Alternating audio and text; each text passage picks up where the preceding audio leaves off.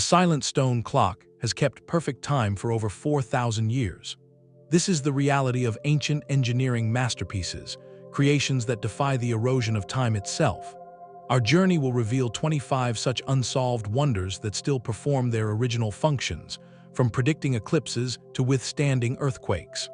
By the end, you will see human history not as a steady climb, but as a story of forgotten peaks where knowledge reached heights we struggle to explain. How did a civilization without steel align a pyramid to true north within a fraction of a degree? What secret allows a 1,600-year-old iron pillar to never rust? These are not just old ruins. They are active puzzles, challenging everything we assume about the past.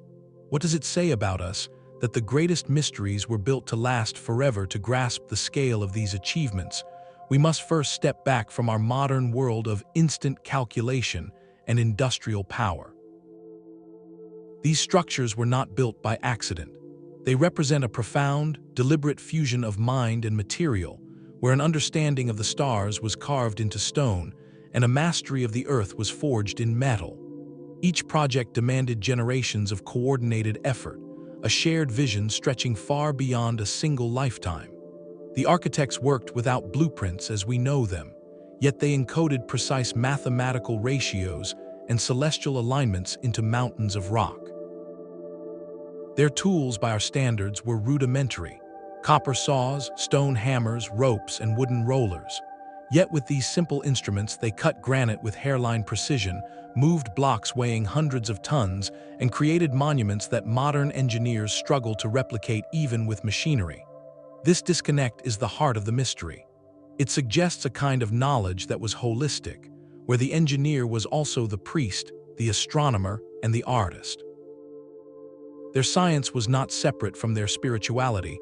It was the language through which they understood the cosmos and humanity's place within it. A temple was a clock, a tomb was an observatory, a pillar was a statement of eternal defiance against nature's decay. When we look at these enduring wonders, we are not just seeing clever construction. We are reading a lost philosophy, written not on fragile parchment, but in the enduring grammar of geometry, gravity, and stone. This foundational context makes every entry on our list not a mere artifact, but a conversation with a different kind of genius. And that conversation begins with a city that wasn't built on a river or a lake, but on something far more improbable. The city of thrived without a single river flowing through its streets. Its secret was a grid of perfectly laid brick drains, covered manholes, and a sophisticated public water supply, all functioning over 4,000 years ago. This is not merely an ancient settlement, it is a working model of urban engineering that still manages rainfall today. To understand why such a place belongs on our list, we need a clear definition of what makes an unsolved masterpiece. The term is often used loosely, but for our journey, we set a high bar. First, the structure must show a level of technical skill that seems to leap ahead of its time, creating a puzzle for historians. Second, the core how or why of its creation remains debated, with no single explanation satisfying all experts. And third, it cannot be a static relic. It must still do something. It must perform. Whether it is directing water, marking solstices, or resisting earthquakes, the ancient mechanism must still be in motion, a silent testament to its builder's intent. This strict criteria separates interesting ruins from active mysteries. We are not looking at crumbled walls, but a ticking clock set ago, each one a persistent question carved in stone, waiting for an answer. These recurring themes are the silent language of the ancients, a grammar written not in words but in water flow and stone alignment. When we step back from any single wonder, a powerful pattern comes into focus. These masterpieces were not created by conquering nature, but by conversing with it. The builders possessed a deep, almost intuitive harmony with natural forces. They did not simply block a river, they channeled it. They did not ignore the path of the sun, they invited it into their temples to mark sacred days. This principle of working with the world, rather than against it, is perhaps their greatest and most enduring secret. It is visible in the precise acoustics of a chamber designed to amplify a whisper, or in the way a foundation was laid to dance with seismic waves instead of shattering against them. This harmony was not just technical, it was philosophical. The wall between the practical and the sacred was porous, if it existed at all. A stepped well was both a vital source of water and a profound descent into a symbolic underworld. A pyramid's perfect angles served a structural purpose while also forming a staircase for a pharaoh's spirit to ascend to the stars. The engineering was the ritual, and the ritual was the engineering. This fusion points to a sustainability of purpose. These were not projects built for a decade or even a century. They were legacies in stone, designed with a timescale that humbles our own. The materials were chosen not for speed or cheapness, but for eternity. The designs incorporated passive resilience, ways for the structure to maintain itself, to shed water, to settle without cracking, to stand long after the names of its creators had faded from memory. This drive to build something that outlives you, to send a message in a bottle cast into the deep future, connects a Roman aqueduct to an Egyptian obelisk to a Cambodian temple. It is a shared human impulse to reach beyond our own mortality. We see in these silent, functioning stones a profound hope that something of our mind, our understanding of the cosmos, could endure. And as we now turn to our first specific marvel, this context transforms it from a curious artifact into a profound statement. It is a bridge, but not just any bridge. From a city that mastered water, we move to a device that mastered time and space. In the year 1900, sponge divers off the coast of a small Greek island called made a startling discovery. Amid the broken statues and amphorae of an ancient shipwreck, they recovered a lump of corroded bronze and wood, about the size of a large book. It seemed unremarkable at first, just another piece of sea-encrusted junk. But decades later, when researchers finally looked inside, they found a mechanical universe. This is the mechanism, a 2,000-year-old artifact that continues to perform its most vital function. It makes us rethink everything. Its cracked faces revealed not one, but dozens of intricate bronze gears, interlocking with a precision that would not be seen again until the great cathedral clocks of the Middle Ages over 1,000 years later. This was not a simple calendar, it was a portable cosmos. By turning a hand crank on the side, an operator could align dials to predict the positions of the sun and moon, the phases of the lunar cycle, and even the timing of solar and lunar eclipses years in advance. One dial tracked the 4-year cycle of the ancient Olympic Games, while another modeled the irregular orbit of the planet Venus. It was, in every sense, the world's first known analog computer. The sheer miniaturization of its mechanics is staggering. Some of its gears have teeth less than a millimeter wide, and they are arranged in epicyclic trains, a technique thought to have been invented in the 16th century. This device did not emerge from a vacuum. It speaks of a forgotten lineage of Greek engineering, a school of thought that viewed the heavens as a magnificent, predictable machine, and then dared to build a working model of it. We do not know who made it or exactly why. Was it a navigational aid for sailors, a rich man's philosophical toy, a tool for an astrologer casting horoscopes? The debate continues, but its corroded fragments, when studied with modern X-ray tomography, still reveal their functions. The gears still turn in digital models, calculating celestial events just as their creator intended. That is its enduring performance, not of physical motion, but of intellectual revelation. Every time an eclipse occurs on its predicted date, the ghost of that mechanism speaks. It tells us that our timeline of progress is not a straight line, but a spiral where knowledge can be lost for centuries, only to be rediscovered with a sense of awe. This one fragile box rewrites our understanding of ancient technological ambition, proving that the desire to simulate the universe is an impulse as old as civilization itself. A portable cosmos gives way to an entire sky captured in stone.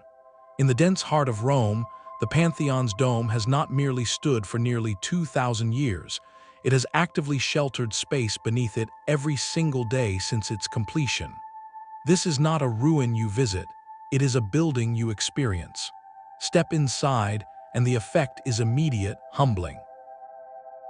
Light pours through a single circular opening at the very top, the oculus painting a moving beam across the marble floor that tracks the hours like a sundial.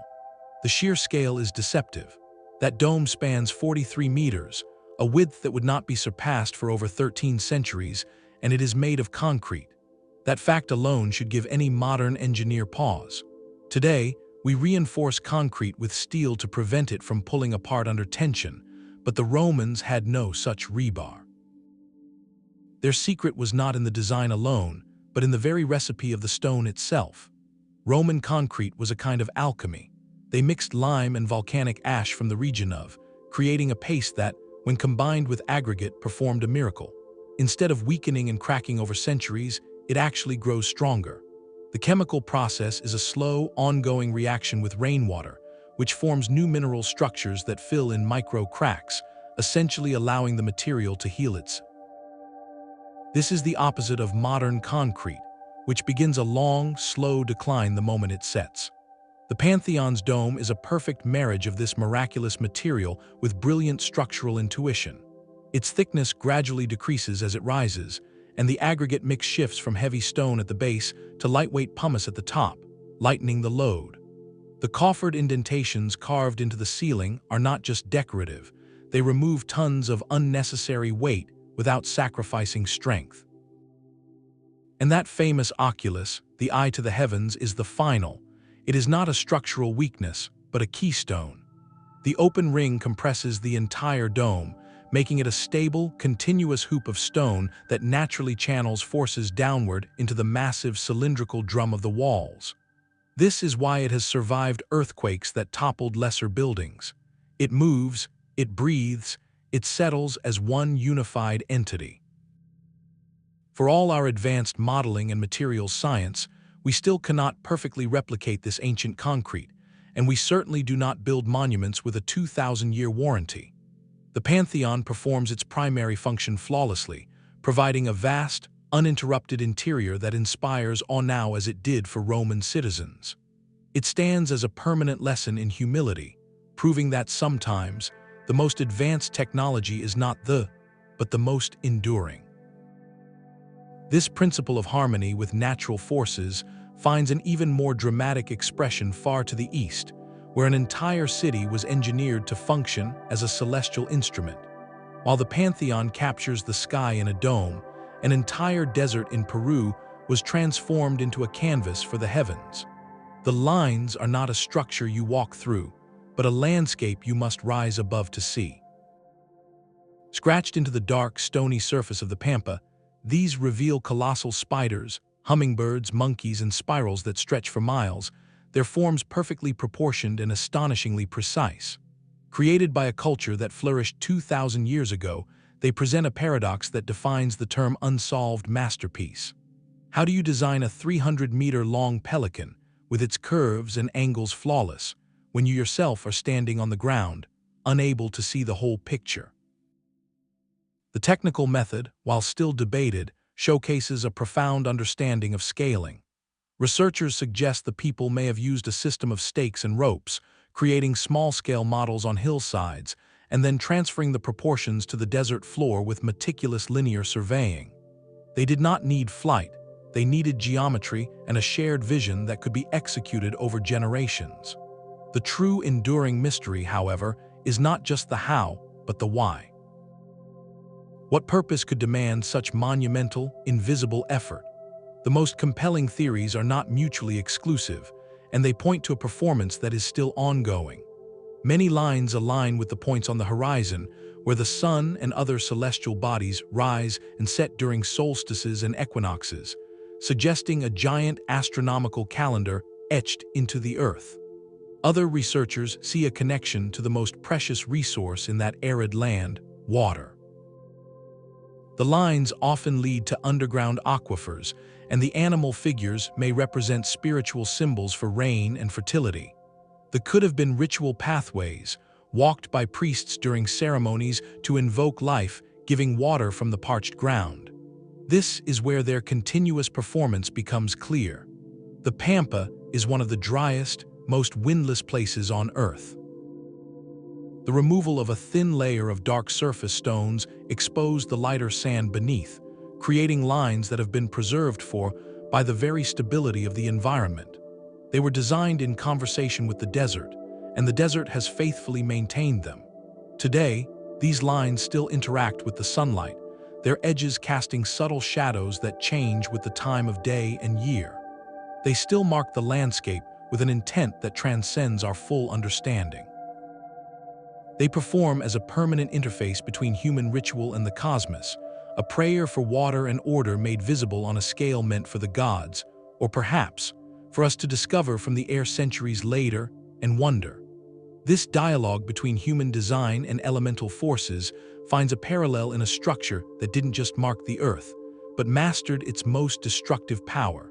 The desert's vast drawings give way to a mountain of stone aimed at the stars. The Great Pyramid of Giza is so immense, so familiar, that we often forget to ask a simple question. How did its builders, over 4,500 years ago, align its massive base to the cardinal directions with an accuracy that rivals modern surveying? The north-south axis of the pyramid is oriented to true north with an error of just 3/60ths of a degree. To put that in perspective, that is a precision we would struggle to achieve today without satellite technology. This is not a lucky guess. It is a deliberate, engineered outcome that has performed perfectly since the day the last casing stone was set. The pyramid does not just point north. It is a permanent north-seeking arrow carved from 2.3 million blocks of limestone. The method remains one of Egyptology's great technical puzzles. One leading theory involves the ancient Egyptians using the circumpolar stars, specifically a pair now known as and which rotated around the celestial pole. By marking the stars' positions at their eastern and western elongations and bisecting the angle, they could have found a true north-south line. Another compelling idea suggests they used the autumnal equinox, when day and night are of equal length, to cast a shadow from a vertical rod and trace a perfect east-west line. Whichever method they used, it required not just observation, but a profound understanding of geometry and a patient, systematic process repeated over a foundation spanning 13 acres. This celestial conversation is built into the very heart of the structure. Deep inside the pyramid, narrow shafts angle upward from the king's chamber, one pointing directly toward the belt of the constellation Orion and another toward the star Sirius. These were not ventilation shafts, as they do not open to the outside air. Instead, they are channels for the pharaoh's spirit to ascend to these eternally important stars. This transforms the pyramid from a mere tomb into a cosmic machine, for a journey to the afterlife, permanently synchronized with the heavens. And that is its continuous, silent performance. Every clear night, as the Earth turns, those internal shafts still point toward their celestial targets in the cyclical dance of the processional. The pyramid is a clock with a 26,000-year cycle, a monument that encodes not just a pharaoh's name, but humanity's ancient, unwavering desire to map our place in the universe. That same desire to connect earth and sky would find expression in a very different form, not in the dry desert, but in the lush, water-rich landscape of another continent. From the cosmic alignment of pyramids, we move to a silent community of stone giants gazing inland from a remote Pacific island. The or Easter Island, are far more than just heads. These monolithic figures, some standing over 10 meters tall and weighing more than 80 tons, are full-bodied statues carved from compressed volcanic ash. Their creation between the 13th and 16th centuries represents an astonishing feat of engineering and communal will, but the greater mystery lies in their journey. Each was from the slopes of the volcano, yet they were erected on ceremonial platforms called ahu, often kilometers away across rugged terrain. The island had no wheels, no draft animals, and no metal tools. So how did they move? This is not a settled question. One compelling theory, supported by recent experiments, suggests the statues were not dragged horizontally, but made to walk. Using a system of ropes, teams could have rocked them from side to side, edging it forward in a staggering, upright gait that matches oral histories describing the statues walking to their posts.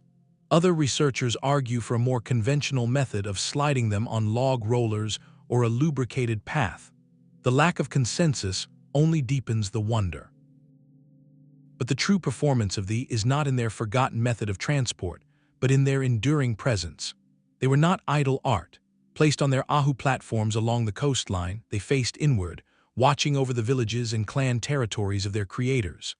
These platforms themselves are engineering marvels, built with precisely fitted stones without mortar, and some are aligned with celestial events like the solstice sun. They performed and still perform a profound cultural function. They are sacred ancestors made stone, permanent guardians of the community's identity and spiritual well-being. Their silent vigil speaks of a society that invested immense resources into a shared belief system, a testament to human ingenuity and communal purpose. Yet their story also carries a sobering lesson about balance. The very act of creating and transporting these giants required vast amounts of timber for ropes and levers, a demand that many researchers believe contributed to the deforestation of the island. This ecological shift brought profound hardship, reshaping the society that built them. Today, they stand as dual symbols of breathtaking artistic and engineering achievement, and of the delicate relationship between a culture's ambitions and the environment that sustains it. They are a permanent, open-air museum of human aspiration and its consequences, a performance that continues every day as the sun rises behind their stoic faces. This theme of a society's signature project shaping its destiny finds a startling parallel in a city built not on land, but deliberately upon the unstable surface of a great lake. High above the modern city of, a fortress of stone defies the very mountains it was carved from. The walls of are a breathtaking display of power and puzzle, constructed by the Inca Empire in the 15th century.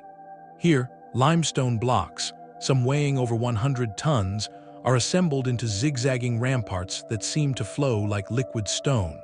The most famous characteristic is their impossible fit. These gigantic polygons are cut so precisely that their joints reject even the thinnest blade. There is no mortar holding them together, only gravity and an artistry so advanced it conceals its own methods. How did the Inca, without iron tools or the wheel, achieve such a feat?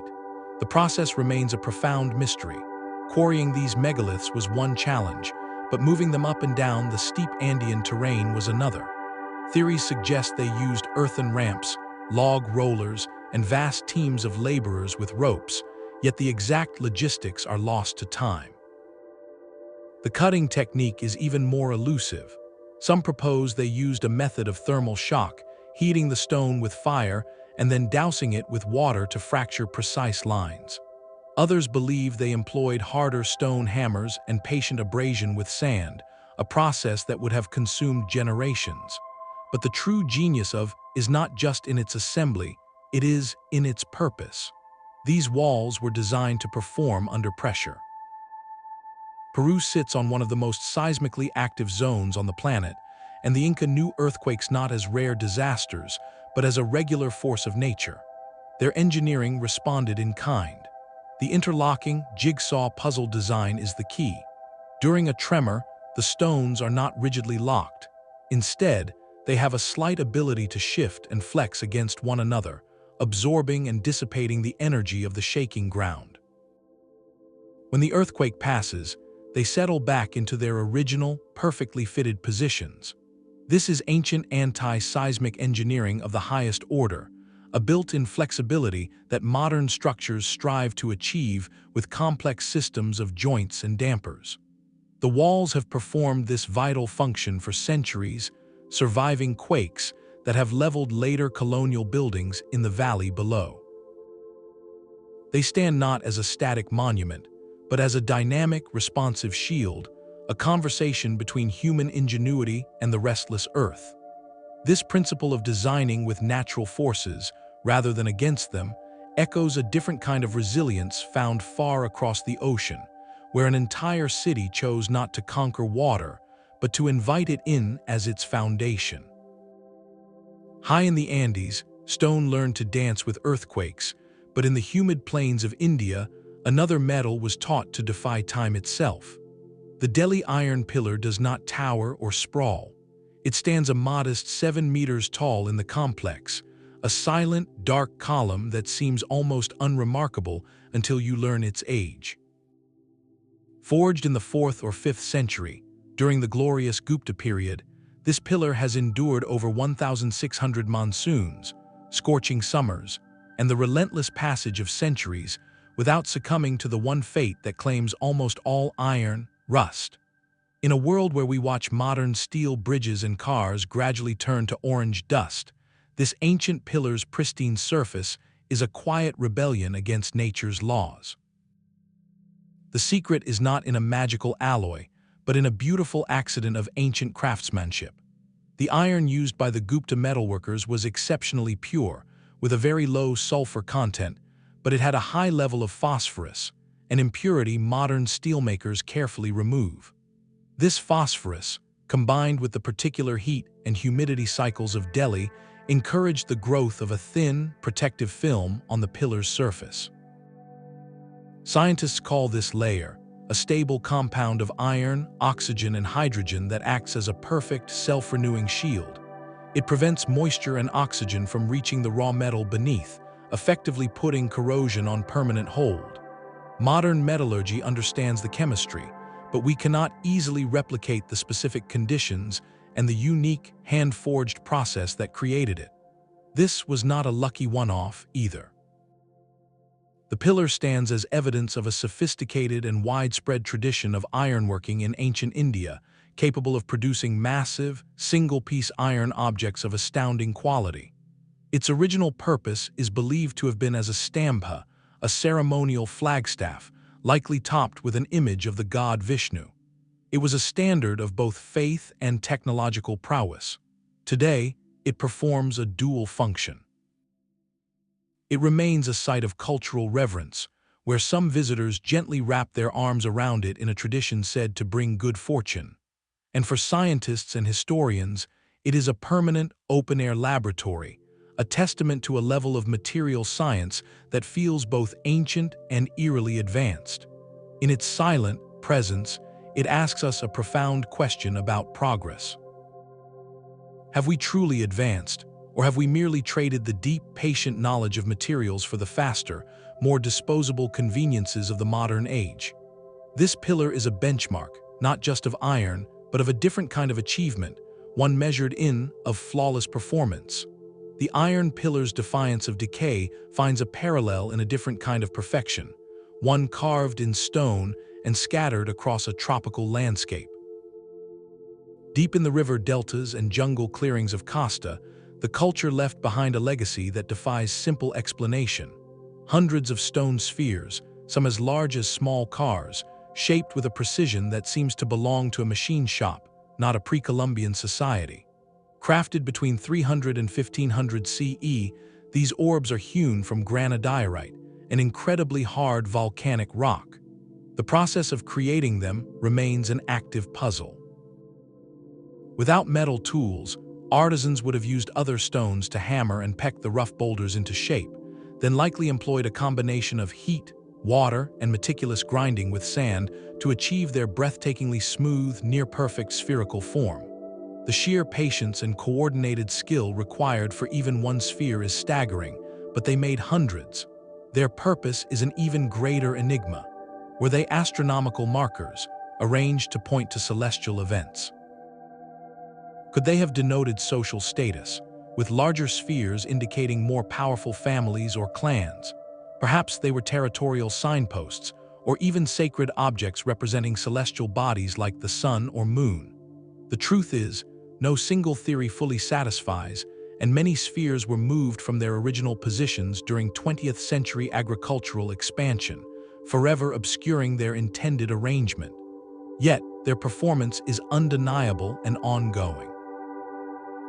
They maintain their geometric perfection through the centuries, resting in riverbeds, gracing town squares, or standing silent in museum courtyards.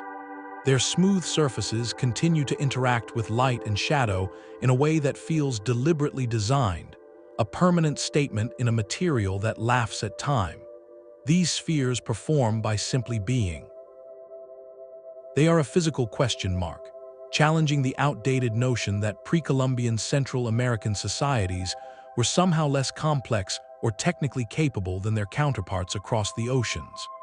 Their existence speaks of a highly organized society with specialized artisans, a shared symbolic language, and the communal will to invest generations in creating objects of pure, enigmatic beauty and precision. They remind us that the drive to impose perfect order on the natural world, to create a form that endures, is a universal human impulse, one that can blossom with breathtaking sophistication in places and cultures we are still learning to understand. The silent perfection of stone spheres gives way to a landscape of staggering, almost incomprehensible mass. In the Valley of Lebanon, the ruins of the Roman temple complex at Baalbek hold a secret not in their ornate columns, but in their very foundations. The platform for the Temple of Jupiter is built from 3 limestone blocks so enormous they have their own name. Each one stretches over 19 meters long, 4 meters high, and weighs more than 800 tons. To visualize that, imagine 3 fully loaded jumbo jets, carved from solid rock, and then perfectly fitted together 2,000 years ago. The quarry, located nearly a kilometer from the temple site, presents an even deeper mystery. There lies the stone of the pregnant woman, a single block estimated to weigh 1,650 tons, partially carved but never moved. It is the largest known worked stone from the ancient world. The scale of the ambition here is what truly baffles the modern mind. We know the Romans were master engineers, but their documented technology, their cranes and pulleys, were theoretically capable of lifting perhaps 50 or 60 tons. 800 tons is an order of magnitude beyond that. So how was it done? The puzzle is not just about lifting, but the entire chain of logistics. How were these megaliths detached from the bedrock with such clean lines? How were they transported across uneven ground without shattering? And finally, how were they raised over 7 meters to sit precisely on the lower course of the platform? Theories abound, from colossal earthen ramps that turned the landscape into a construction site, to a complex system of wooden sledges, rollers, and levers powered by thousands of laborers and oxen. Some researchers have even proposed a kind of ancient ball-bearing system, where the blocks were moved on channels filled with rounded stones.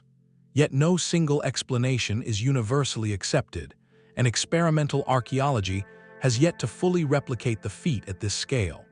This is where the structure's continuous performance becomes its loudest statement. For nearly this foundational terrace has done exactly what its builders intended. It has supported the immense weight of the temple above it, surviving earthquakes, wars, and the slow grind of centuries.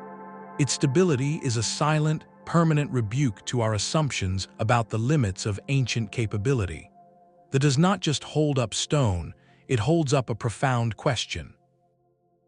It suggests that Roman engineering, or perhaps an even older tradition they built upon, may have possessed a lost chapter in mega-scale logistics, a knowledge of mass and movement that was never written down, only demonstrated in stone. It stands as a monument not just to a god, but to the audacity of human ambition, a challenge carved in limestone that we are still striving to answer. The ambition of Baalbek's megaliths finds a quieter, but no less profound, echo beneath the fields of rural China.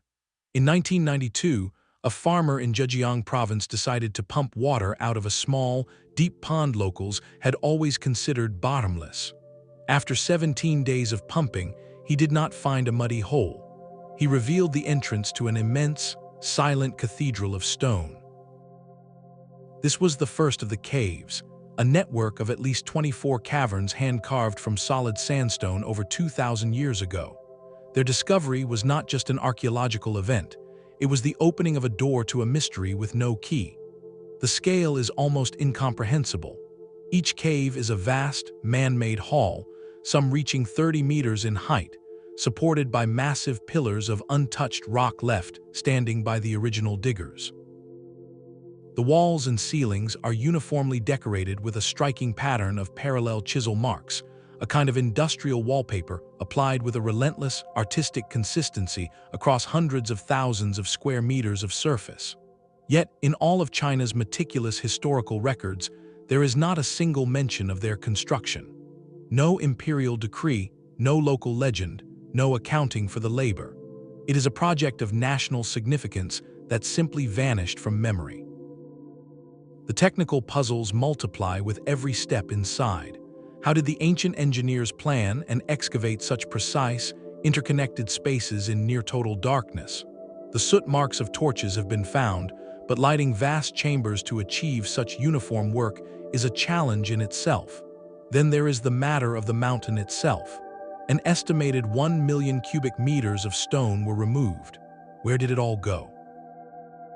This volume of rubble would form a small mountain of its own, yet no trace of its disposal has ever been found in the surrounding landscape.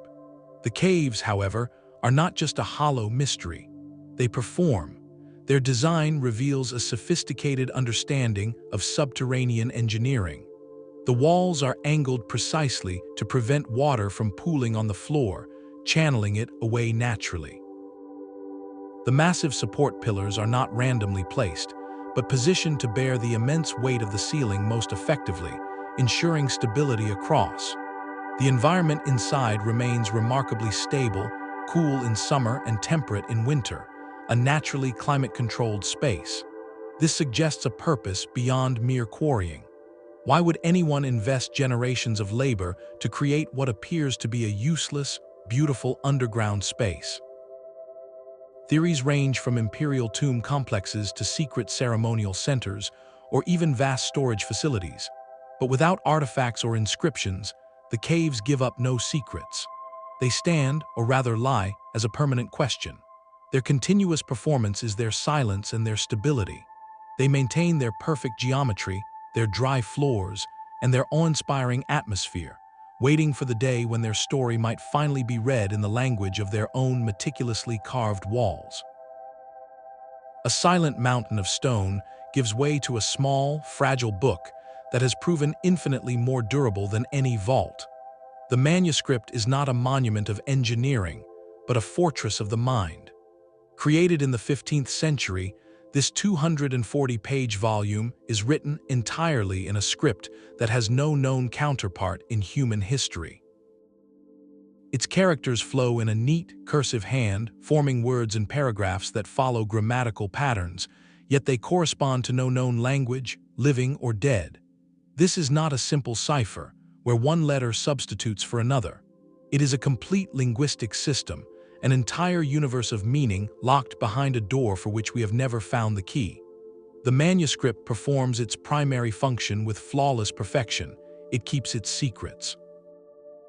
For over 6 centuries, it has resisted every attempt at decryption, from Renaissance scholars to the finest code breakers of the 20th century, including teams from the First and Second World Wars who turned their analytical weapons on its pages and walked away baffled.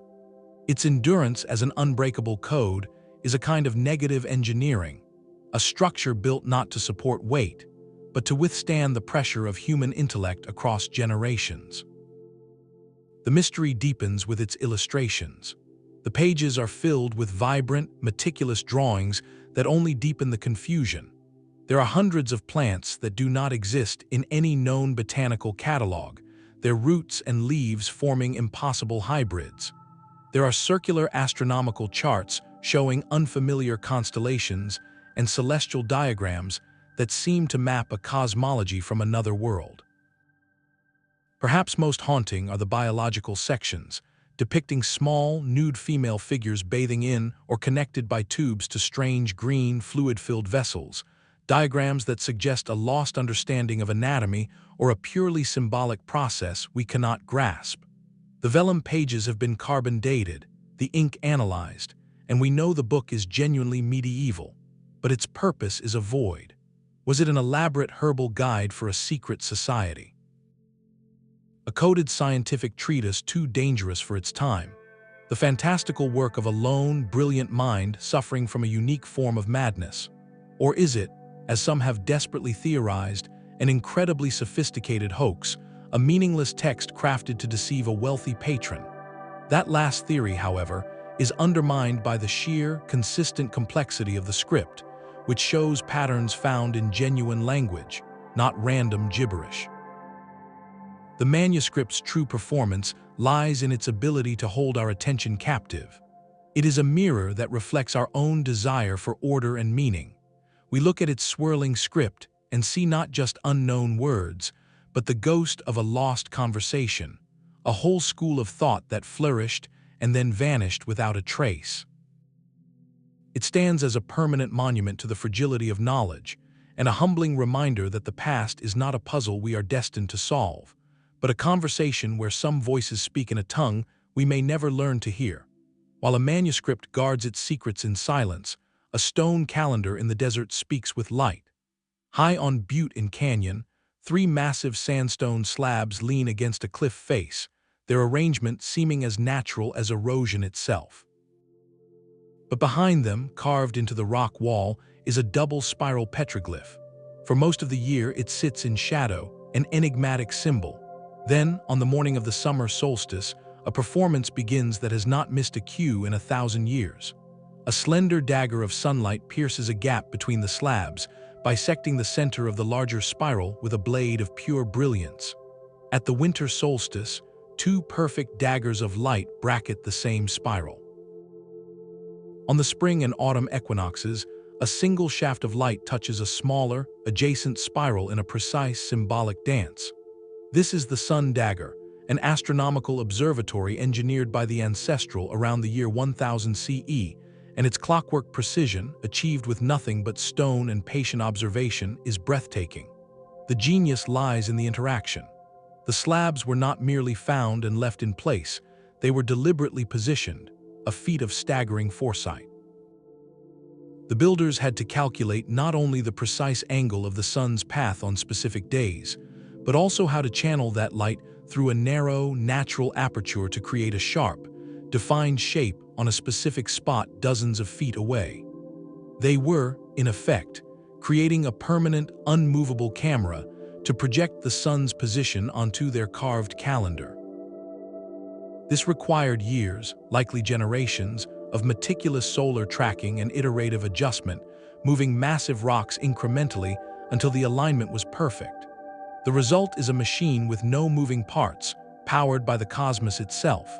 It still performs its celestial timekeeping with unwavering accuracy, marking the sun's journey as reliably as any digital instrument. This was far more than a scientific tool, it was a sacred interface. The solstices and equinoxes were pivotal moments for agricultural societies, signaling times for planting, harvest, and ceremonial cycles. By etching these moments in light upon the rock, the Ancestral were weaving the rhythm of the heavens directly into the fabric of their spiritual and practical life. The spiral itself is a powerful symbol found across their culture, often representing the path of life, migration, or cosmic cycles. To have the sun's light animate this symbol on the most important days of the solar year transformed an abstract carving into a living ritual, a confirmation from the cosmos that the world was in balance.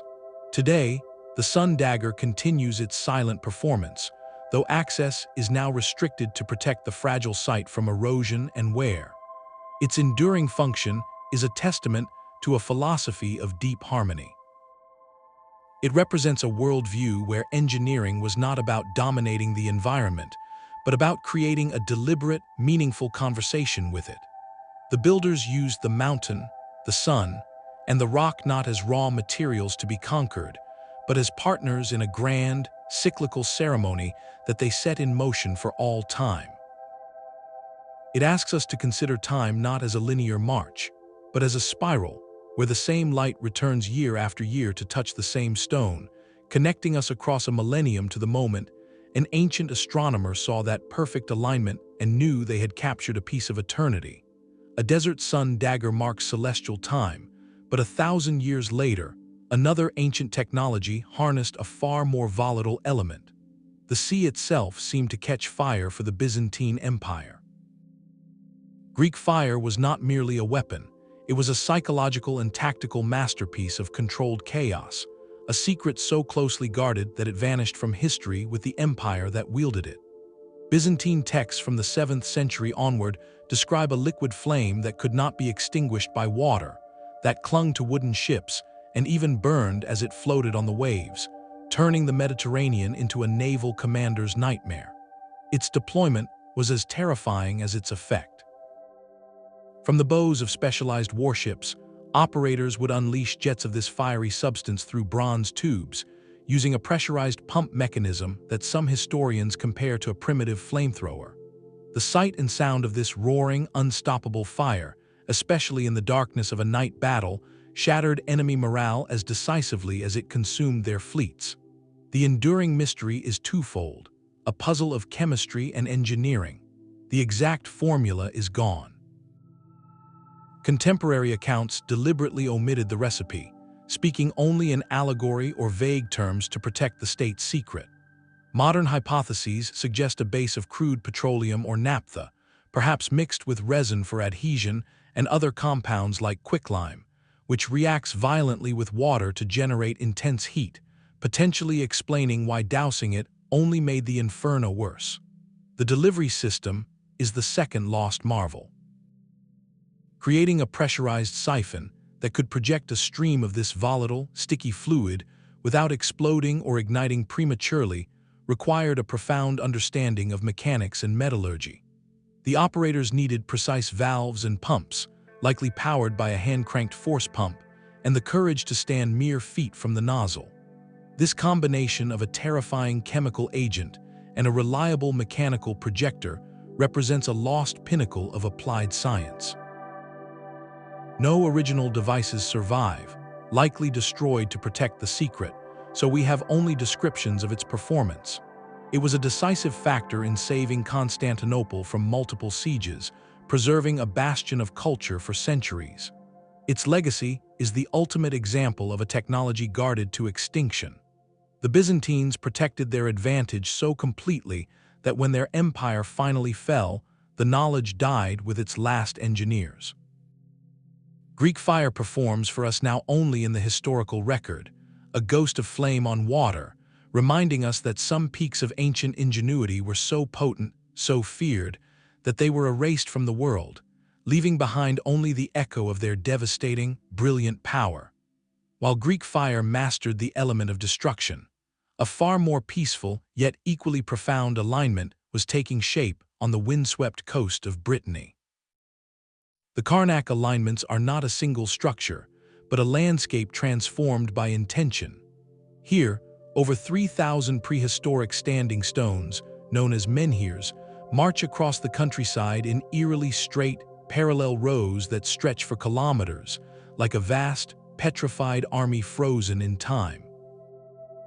Erected over a 1,000-year period beginning around 4,500 BCE, this is one of the most extensive megalithic sites on Earth, and its original purpose remains one of Europe's greatest prehistoric mysteries. The sheer scale of the logistics is the first staggering puzzle.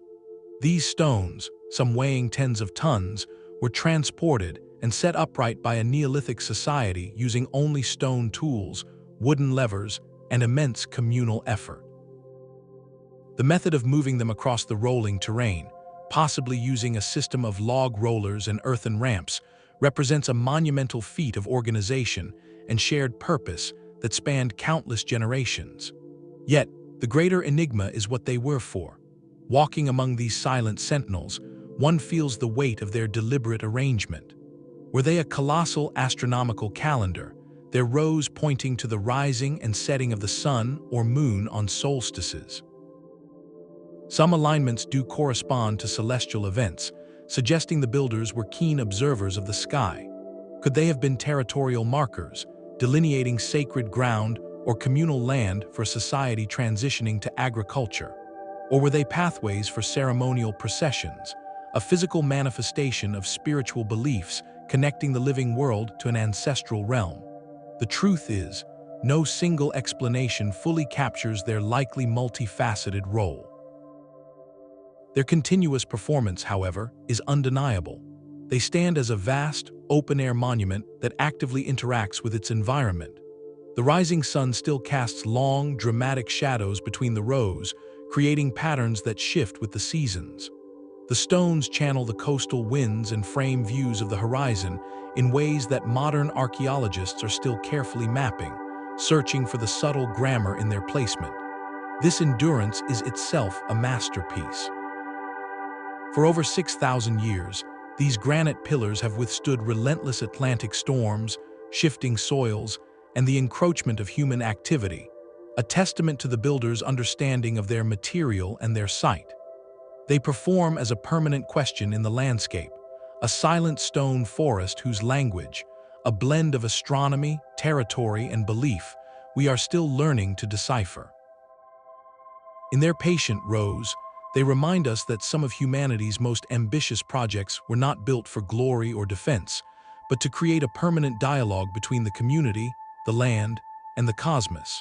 A silent spark may have flickered in an ancient Mesopotamian workshop.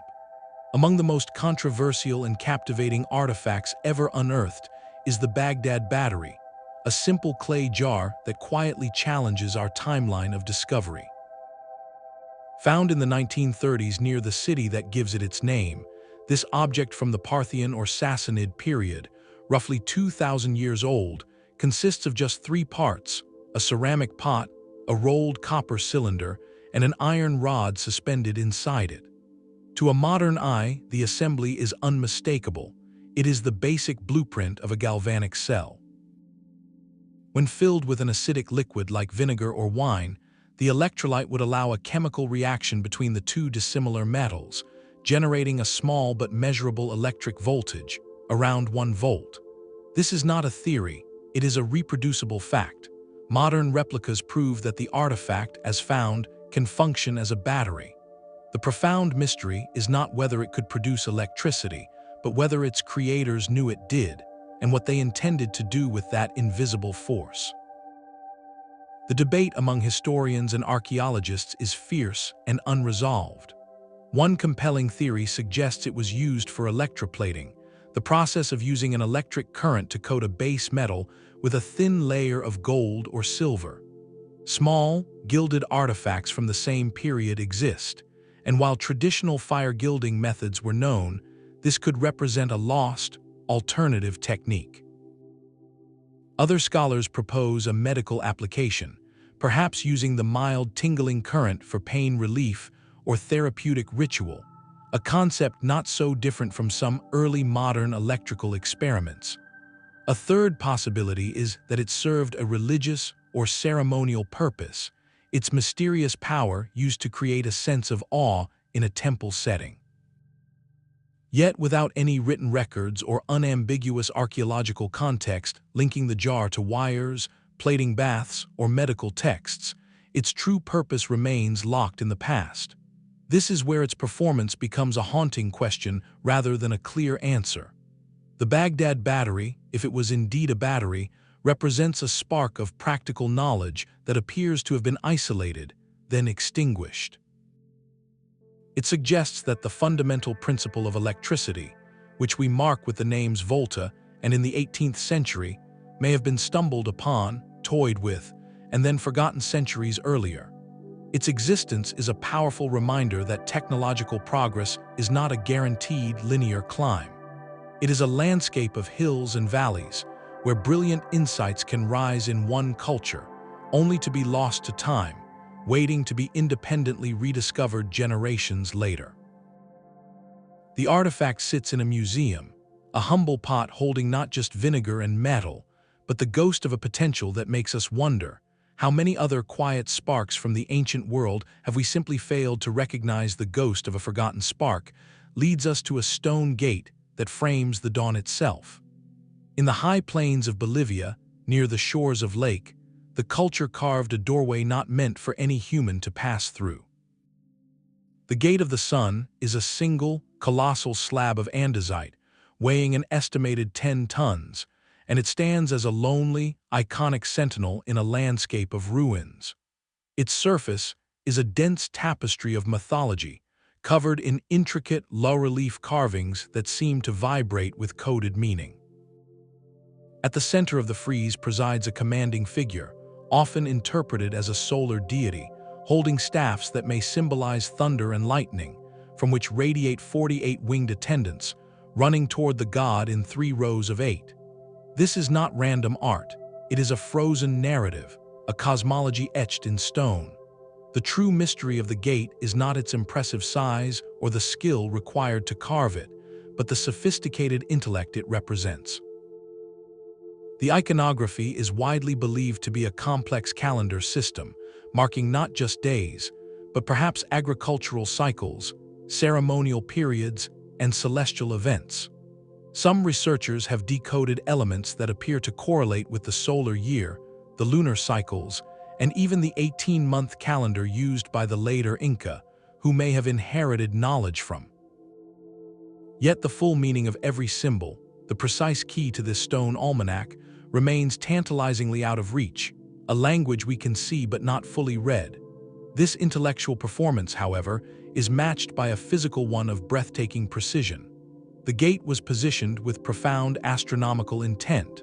During the winter solstice in the southern hemisphere, around June 21st, the sun rises in a spectacle that has not faded for over a millennium. From a specific vantage point within the temple complex the first rays of the dawn sun align perfectly to blaze directly through the central doorway of the gate, illuminating the central deity in a dramatic burst of light. This is no accident. It is a deliberate, engineered moment where architecture captures the cosmos. The gate performs its primary function with unwavering reliability, transforming from a static monument into a dynamic solar instrument once a year. It serves as a stone interface between earth and sky, a permanent confirmation of the solstice that governed the rhythms of planting and harvest in that high-altitude world. The engineers were master astronomers and stonemasons, blending spiritual belief with empirical observation to create a machine that needs no maintenance, only the sun's faithful return. In its silent annual performance, the Gate of the Sun embodies the highest aspiration of these ancient masterpieces, to build a dialogue with eternity, using the very turning of the planet as their clockwork. Beneath the waves off Japan's southernmost island, a different kind of stone debate rages in the silence. The monument is a massive, angular formation resting on its flat terraces, sharp 90-degree steps, and pillar-like structures emerging from the blue gloom. Discovered in the 1980s, it looks for all the world like a sunken plaza or a stepped pyramid, a complex of architecture swallowed by the sea. This visual impression ignites the central, unresolved question: is this a masterpiece of nature's random artistry, or a deliberate human creation from a time before recorded history? The debate is not a minor academic squabble, it cuts to the core of our understanding of human prehistory. Geologists point to the region's unique sandstone, which naturally fractures along straight plains due to tectonic stresses, potentially creating the monument's striking platforms and sheer faces through entirely natural weathering and seismic activity. They argue that what we perceive as steps and terraces are simply the result of this stone cleaving along its own hidden weaknesses. Yet, other researchers, including marine archaeologists, highlight features that seem to defy simple geology. They note twin megaliths that appear placed, not fallen, a star-shaped marker, and a trench encircling the structure that resembles a carved pathway. Most compelling are what look like detailed relief carvings on one wall, depicting animals that some interpret as a turtle or a fish. If these are indeed human handiwork, the implications are staggering. The monument rests in water deep enough to have been above sea level only during the last ice age, around 10,000 years ago. This would place its construction, if it is construction, in a prehistoric era before the rise of any known civilization with the capability for such large-scale stonework, let alone work on a site destined to be submerged. Its performance is one of sheer, stubborn endurance, for it has withstood some of the strongest ocean currents on the planet and the relentless tectonic grinding of the Pacific Plate. It maintains its provocative form, a test in stone at the bottom of the sea. Whether a breathtaking geological accident or a relic of a lost chapter in human ingenuity, the monument performs a vital function. It permanently challenges the comfortable edges of our historical timeline, forcing us to wonder what stories the rising seas may have washed from the shores of human memory. The silent debate beneath the sea gives way to a map that promises wealth, but delivers only mystery. Among the famed Dead Sea Scrolls, discovered in the mid-20th century, one document stands utterly apart. Dated between 50 and 100 CE, it is not written on fragile parchment or papyrus, but etched into thin sheets of copper, joined together with rivets. This is the Copper Scroll, and it contains not sacred texts or prophetic visions, but what appears to be a straightforward, breathtakingly detailed inventory of hidden treasure. Its text, in a form of Hebrew distinct from the other scrolls, lists 64 locations where immense quantities of gold, silver, coins, and sacred vessels are supposedly concealed. The amounts are staggering, described in talents, a unit of weight that could exceed 75 pounds. If taken literally, the scroll points to a hoard of precious metal weighing many tons, a fortune that would rewrite the economic history of the ancient Levant. Yet for all its pragmatic tone, the scroll performs its true function with flawless perfection. It keeps its riches utterly hidden. The directions are in cryptic brevity. They reference landmarks like dams, cisterns, ruins, and specific trees, using prepositions that are ambiguous, such as in, under, or near. One entry might read, "In the cavity of the old house of tribute, in the platform of the chain, dig 4 cubits, there are 17 talents of silver." The places named were likely common knowledge 2,000 years ago, but that knowledge has evaporated with the centuries.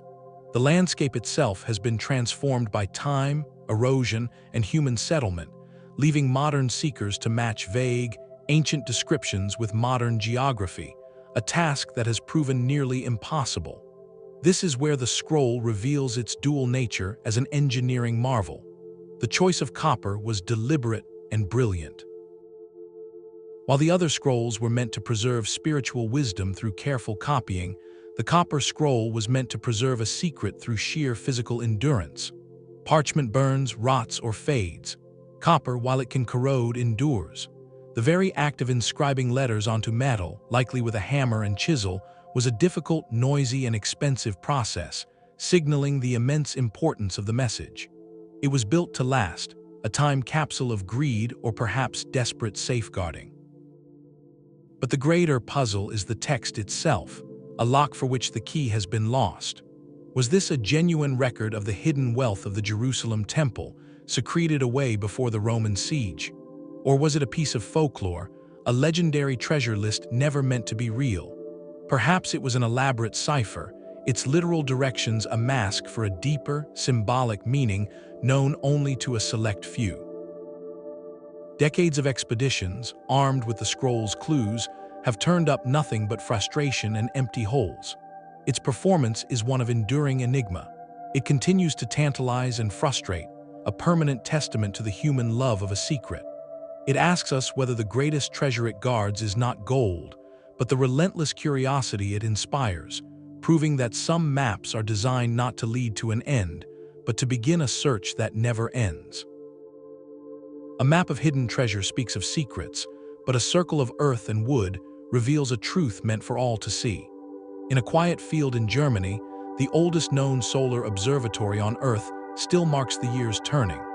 The circle is a masterpiece of Neolithic engineering, constructed around 4,900 BCE, a time when human societies were first putting down roots and learning to read the sky as their calendar. This was not a temple of stone, but an elegant enclosure of concentric ditches and a wooden palisade, built by a people who had no writing, no metal, and no concept of the wheel. Yet what they achieved with simple tools and profound observation stands as a foundational moment in the human story. The design is deceptively simple, yet its precision is breathtaking. 2 opposing gates break the circular enclosure in the southeast and southwest. These are not random openings. On the winter solstice, the shortest day of the year, an observer standing at the center would watch the rising sun break the horizon directly through the southeastern gate. Hours later, as the sun sank, its final rays would stream through the southwestern gate, framing the day's entire journey.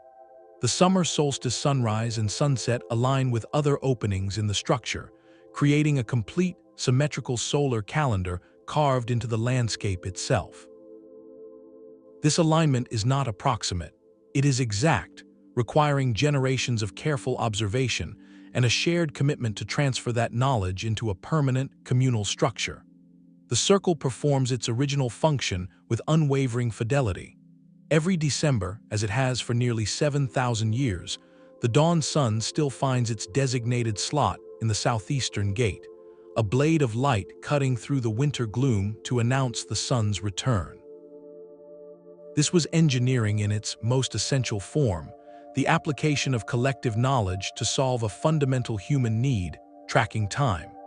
For an early farming society, knowing the precise date of the winter solstice was not abstract astronomy, it was survival.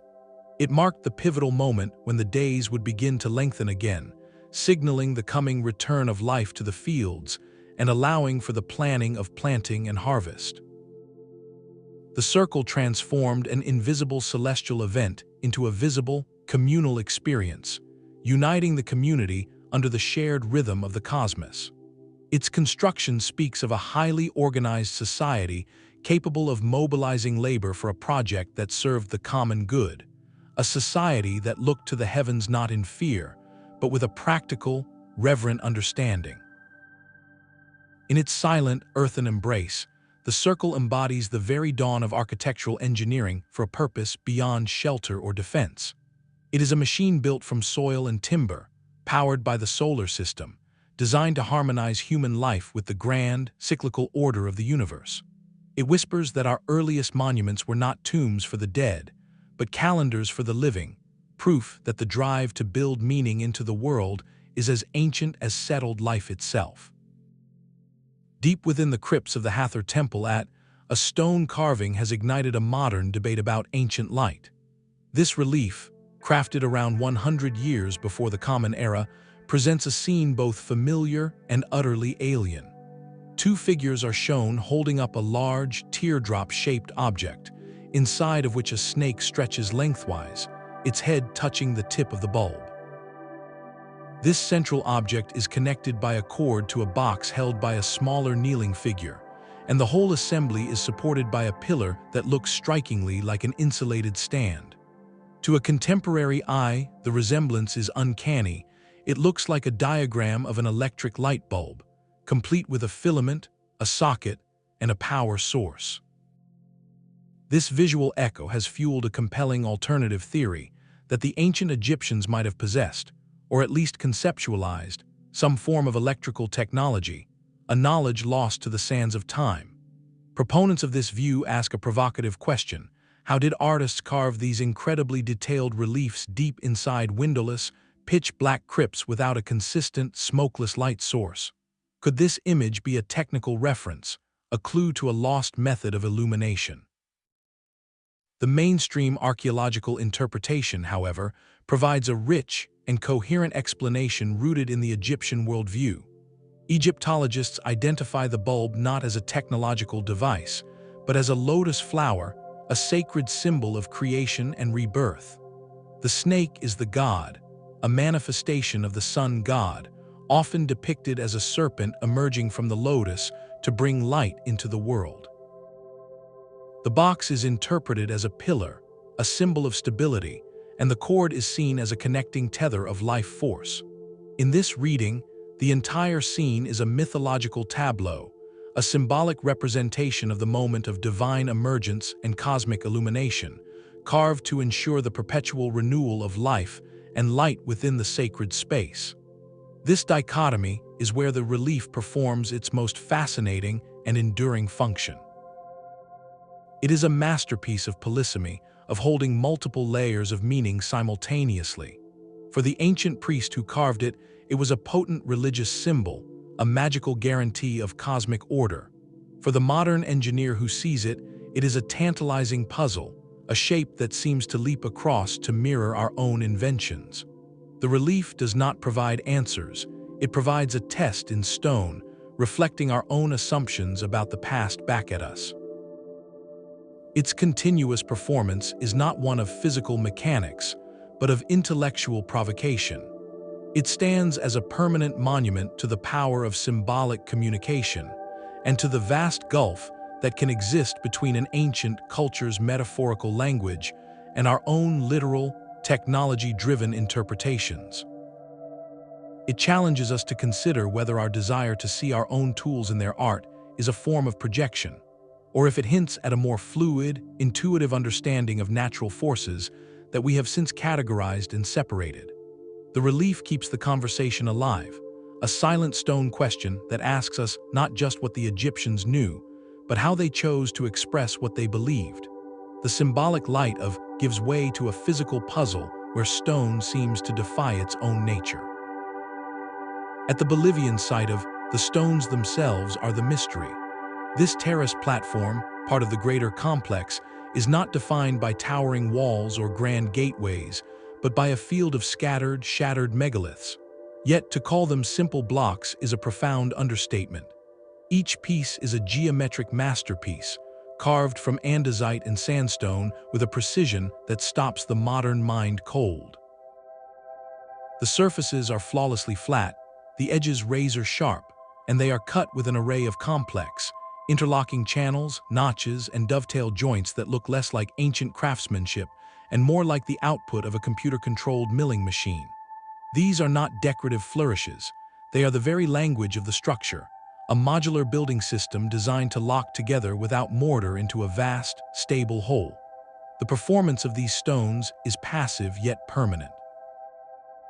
Their perfect fits, engineered over 1,000 years ago, were meant to create a building of legendary resilience, one that could withstand the tectonic pressures of the high-altitude plain. Even in their current, fragmented state, the precision of a single joint, where two complex faces meet with a hairline seal, is a silent testament to that original intent. This is what makes one of archaeology's most visually arresting enigmas. The technology appears fully formed, as if it arrived without a history. Where are the practice stones, the failed experiments, the evolutionary steps that led to this zenith of stone cutting? The standard tools attributed to the culture, simple bronze chisels and stone hammers, seem utterly inadequate for the task when tested by modern researchers. The andesite is exceptionally hard, yet the cuts are clean, deep, and often interior, requiring a tool to navigate tight corners with impossible finesse.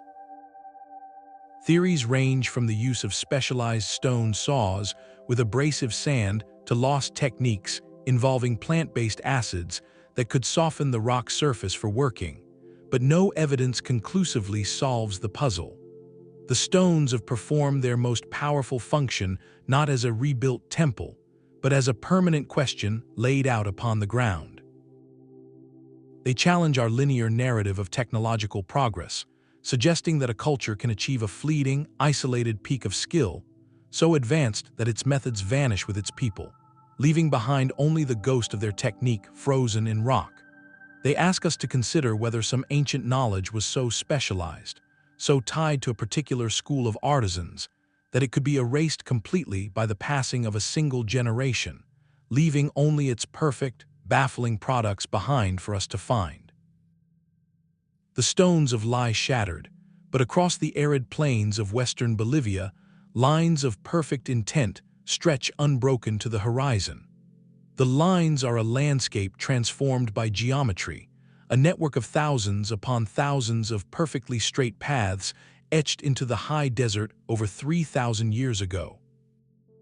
Created by indigenous communities, by the simple act of removing dark surface stones to reveal the lighter soil beneath, these lines form a web of staggering scale, covering an area larger than the more famous lines to the west. They are not drawings of animals or spirals, but pure lines, some running for over 20 kilometers in arrow-straight trajectories across the rugged terrain, over hills, and through valleys without deviation. Their sheer number is the first overwhelming fact, suggesting a communal project of sustained effort that spanned generations, a shared purpose so compelling it mobilized an entire culture to mark the Earth on a colossal, almost unimaginable scale. But what purpose? This is the quiet, persistent mystery that hangs over the silent plain.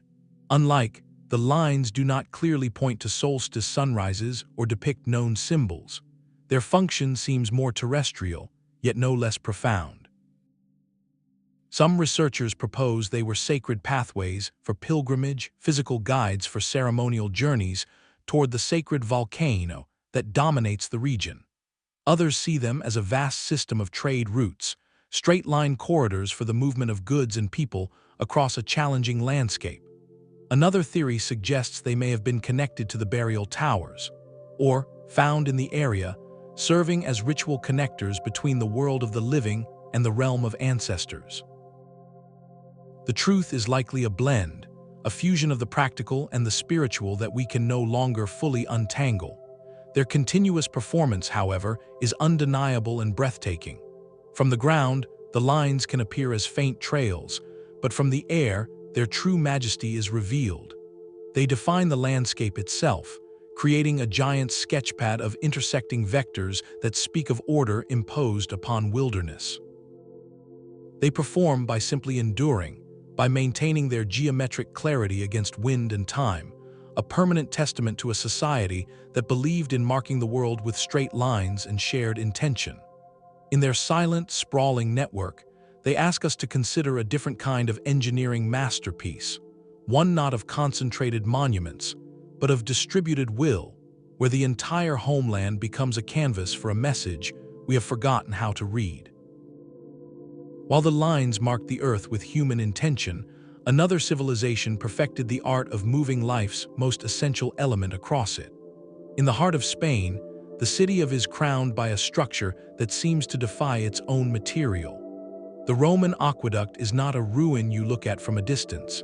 It is a street you walk beneath, its massive granite blocks stacked without mortar into a soaring arcade that cuts through the modern plaza. Built around the 1st century, this is not a monument to a forgotten god or king. It is a monument to a public good, water, and it performed that humble, vital duty for nearly 1900 continuous years. The sheer audacity of its purpose is matched by its elegant simplicity. Its design is in the marriage of strength and grace, a double tier of 166 arches that stride across the city valley, standing 28 meters tall at its highest point. But the true engineering genius is invisible, hidden in the gentle, unerring slope of the water channel that runs along its top. This channel begins at a river source over 15 kilometers away in the nearby mountains, and from that point to the city's distribution tank, it descends at a gradient of just about 1%. That means for every 100 meters the aqueduct travels forward, it drops only about 1 meter in height. Achieving this precise, consistent downhill flow across rolling hills and uneven terrain, without theodolites, laser levels, or satellite mapping, is a feat of surveying that borders on the supernatural. Roman engineers likely used a tool called a long water level on a frame to maintain their sight lines over vast distances. They would have worked in teams, signaling across the landscape to ensure their channel, often buried underground for most of its journey to prevent contamination and evaporation, never lost its vital downhill momentum. The aqueduct's most profound mystery is this seamless integration of hidden intellect and visible grandeur. The towering arches we admire were only necessary to carry the water channel across the city's deep valley, the final, dramatic link in a much longer, subtler chain of tunnels and buried conduits. It was a system designed for permanence and minimal maintenance, built from local granite so precisely cut that the blocks hold together through friction and perfect balance alone, having survived centuries of freeze-thaw cycles and even a deliberate attempt to dismantle it during a medieval conflict. Its performance was its reason for being. For almost two, it delivered clean, fresh water from the Sierra Mountains directly into the heart of, supporting public fountains, baths, and private homes. It did not cease this function until the middle of the 20th century, a span of service that makes most modern infrastructure seem fleeting by comparison. Today, it no longer carries drinking water, but it performs a new, equally vital role. It stands as a permanent lesson in civic engineering, a symbol of how the greatest and most enduring structures are often those built not for glory, but for the fundamental, daily betterment of human life. It whispers that utility, when executed with this level of understanding and care, becomes its own form of sublime beauty, an idea that would find its ultimate expression in a place where the line between fortress, palace, and celestial model completely dissolves. In the humid Florida night, a single man moved mountains of stone. The coral castle is not a relic from antiquity, but a 20th century paradox, a sprawling complex of massive oolite limestone sculptures in Homestead, Florida, built entirely by one man. Between 1923 and 1951, Edward, a 5-foot-tall, 100-pound Latvian immigrant, carved, transported, and erected over 1,100 tons of rock, all by himself. He worked almost exclusively at night, shrouding his methods in secrecy, and claimed to have discovered the building secrets of the ancient Egyptians. The result is a garden of megalithic wonders, a modern echo of those older mysteries, where the stones still perform their baffling functions. The centerpiece is a 9-ton stone gate, perfectly balanced on a simple truck bearing, so exquisitely engineered that a child can push it open with a single finger.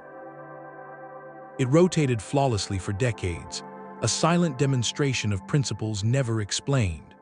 The site includes a 22-ton obelisk, rocking chairs carved from single blocks weighing several tons each, a Polaris telescope accurately aligned with the North Star, and a functioning sundial that tells time within 2 minutes. The how of it all defies every conventional explanation. Used only simple tools, homemade tripods and chains, yet he managed feats that would challenge a crew with modern machinery. He never allowed anyone to watch him work. When asked how he did it, he would only smile and say he understood the laws of weight and leverage, and that he knew how the Egyptians and the ancient builders of Peru had moved their stone. Some have theorized he used reverse magnetism or acoustic levitation, while others point to clever applications of block and tackle and a profound intuitive understanding of center of mass. The truth died with him. Today, the Coral Castle continues to perform its dual role. It is a popular tourist attraction, a place of whimsy and wonder where visitors can touch the impossible. But on a deeper level, it performs as a permanent question mark in the modern age. It stands as a powerful reminder that profound engineering mysteries are not the sole property of the distant past. Here, within living memory, one man demonstrated that the gap between rudimentary tools and monumental achievement can be bridged by a knowledge we have yet to rediscover. It whispers that the line between legend and reality is sometimes just a matter of forgotten technique, and that the human capacity for silent, solitary genius did not end with the ancients. A solitary man's garden of stone gives way to a desert canvas drawn on the scale of the gods themselves. Scattered across the stark pavement of the Colorado Desert in California, the Intaglios are a gallery of giants. Here, human figures stretch over 50 meters long, their arms outstretched as if embracing the sky, alongside spirals and the unmistakable form of a mountain lion, all etched into the earth by Native American cultures between 450 and 2,000 years ago. These are not mere scratches on the land, they are monumental earthworks, so vast that their complete forms reveal themselves only from the air, a perspective their creators likely never physically possessed. This fact alone ignites the central mystery. How do you design a perfect human figure the length of an Olympic swimming pool when you cannot step back to see the whole? The method, while still a subject of study, speaks of profound communal coordination and a deep, intuitive understanding of geometry. Like their distant cousins the creators likely used a system of small-scale models and careful linear surveying, clearing the dark desert pavement of stones to expose the lighter, compacted soil beneath. This technique is a conversation with the environment, using the desert's own palette to create a lasting image. The performance of the intaglios is one of silent endurance. The arid climate, with its minimal rainfall and rare, gentle winds, acts as a perfect preservative. The cleared lines do not refill, the exposed earth does not easily erode. These giant forms have been maintained by the very stability of the desert for centuries, a permanent alteration to the landscape that continues to function as a statement. But a statement of what? Their purpose whispers to us from across the centuries, a message we can sense but not fully translate. The human figures, some with distinct legs and radiating heads, could represent important ancestors or spiritual beings. The mountain lion holds deep significance in the mythologies of the region's indigenous peoples, often symbolizing power, hunting prowess, and a connection to the spirit world. Some researchers see potential astronomical alignments, where certain lines may point to solstice sunrises or significant stars, weaving the human and animal forms into a grand, earthly map of the cosmos. They were likely sites of profound ceremony, where rituals under the vast desert sky connected the community to these immense symbols beneath their feet. The true, complete meaning, however, resides with the original creators and their descendants, a cultural knowledge carried forward in ways that may not align with archaeological interpretation. Today, the intaglios perform a dual role. They are protected cultural treasures, sacred sites that command respect and quiet contemplation. And for the wider world, they are a breathtaking puzzle, a testament to a universal human drive to make a mark, to inscribe belief and identity onto the very face of the earth on a scale meant to endure. They ask us to look down from our modern vantage and wonder not just at the how, but at the profound why, to feel the weight of a shared purpose that could move a community to create images so large they could only be truly seen by the spirits, or by the future soaring above in silent machines.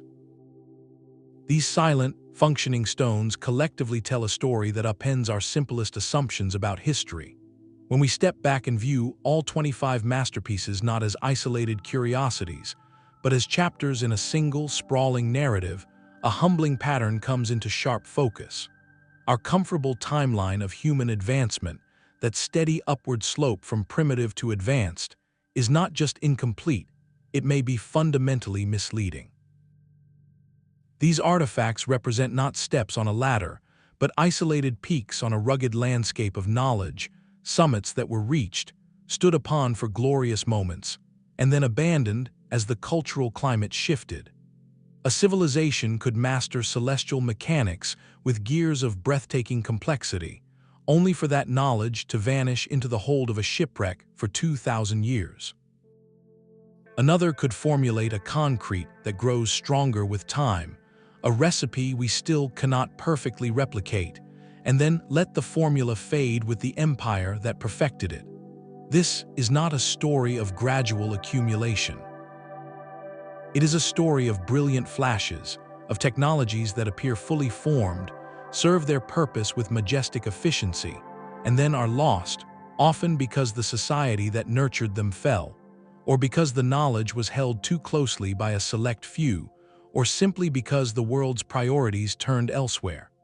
The implications ripple outward, touching every field that studies the human past and our potential future. For archaeology, these masterpieces are not endpoints but starting points, demanding new questions. They ask researchers to look beyond typology and chronology, to consider the possibility of parallel paths of development, of solutions to engineering problems that were discovered, implemented, and then forgotten, waiting to be independently invented later. In materials science, these ancient objects are open-air laboratories. The Delhi pillars' defiance of rust, and the Roman concrete's self-healing properties are not mere quirks. They are signposts pointing toward a different philosophy of working with nature, rather than forcing it to submit. They suggest a deep, empirical understanding of material behavior that came from patient, long-term observation, a timescale modern industry rarely permits. Perhaps most urgently, These structures speak directly to the modern challenges of sustainable design and resilience. We live in an age of planned obsolescence, building with materials designed to last decades, not. Yet here are bridges that carried water for 1900 years, foundations that dance with earthquakes, and buildings that maintain perfect climates passively. They achieved this not with complex, energy-intensive systems, but with elegant, passive solutions rooted in a profound harmony with local conditions and natural forces. They urge us to look to the past not as a primitive prelude to our own brilliance, but as a vast repository of alternative wisdom. These masterpieces performed their functions flawlessly for ages, not in spite of being ancient, but because of a different kind of knowledge, one that blended empirical observation with a long-term vision we have somehow misplaced. They stand as permanent invitations to humility and curiosity, asking us to consider what peaks of understanding we ourselves might be standing upon, and what essential truths we might, in our rush toward the new, be in danger of leaving behind on the mountain. The geared astronomy of the mechanism and the seismic walls of are not relics of a simpler time. They are evidence of a different kind of sophistication, one that speaks in a language of stone and star, of water and balance. These 25 masterpieces form a chorus of permanent questions, each one a deliberate challenge carved into the very substance of our world. They stand against the erosion of centuries not by accident, but by design, and in their silent, ongoing performance, they ask us to reconsider the very definition of progress. Our modern world is built on a foundation of rapid innovation and planned succession, where new constantly replaces old. Yet here are creations from past that continue to fulfill their original purpose with a reliability that humbles our own disposable age. This longevity is the ultimate measure of their mastery. It was not enough for these builders to create something beautiful or powerful, it had to endure. They built for the deep future, for an audience they would never meet, embedding into their work a resilience we are only beginning to comprehend. This silent dialogue across time is perhaps their greatest gift to us. It is not a boast, but an invitation to humility and deeper respect. When we look at the perfect joints of, or trace the celestial alignments of the gate of the sun, we are not looking at primitive attempts. We are witnessing the zenith of entire schools of thought, peaks of knowledge that were reached, held, and then lost to the shifting tides of history. They remind us that human ingenuity is not a linear climb, but a landscape of mountains and valleys, where brilliant insights can dawn in one culture and set, only to be independently rediscovered 1,000 years later. Our tools for this conversation are evolving. With satellite imaging, ground-penetrating radar, and advanced material analysis, we can now ask these ancient structures new kinds of questions. We can peer into the heart of Roman concrete to watch its self-healing chemistry, or digitally reconstruct the broken gears of the device to watch its predictions unfold. Each technological advance offers a new lens, a chance to recover a lost chapter, to hear a faint echo of the original architect's intent. This journey of discovery is far from over. For every mystery on this list, countless others lie buried in desert sands, submerged beneath rising seas, or simply misunderstood in plain sight. What other wonders wait, their stories still untold? Which of these 25 enduring puzzles speaks most profoundly to you? Is it the silent vigilance of the cryptic script of the manuscript, or the humble, rust-defying grace of the Delhi iron pillar? Share your thoughts in the comments below, and if you are drawn to these hidden corridors of history, subscribe to continue the journey with us. The past is not a closed book, but an open conversation, and every new discovery is a voice, long silent, beginning to speak again.